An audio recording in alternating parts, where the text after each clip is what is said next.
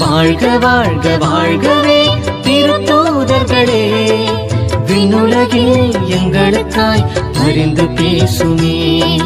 வாழ்க வாழ்க வாழ்கவே திருத்தூதர்களே, விண்ணுலகில் எங்களுக்காய் பரிந்து பேசுமே. திருத்தூதரே, மறை சாட்சியான வேதமே, புகழ் பாடினோம் உம் புனிதம் எங்கும் ஓங்கவே.